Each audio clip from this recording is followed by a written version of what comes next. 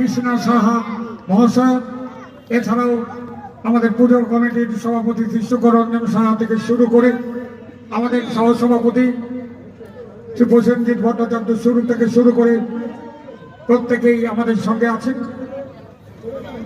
আমরা একটু দুদকটা করতে দিই মঙ্গল প্রদীপ প্রজ্বলনের মধ্য দিয়ে আজকের সকলে একটু জোরে করতালি দিয়ে অভিনন্দন জানাবেন। আমরা বিধাননগর মধুমুরালী অধিবাসী বৃন্দের আজকের উৎসবের শুভ সূচনা হলো এবং শান্তির প্রতীক পতাকা বেলুন অবরোধনের মাধ্যমে আমরা আমাদের সূচনা করলাম।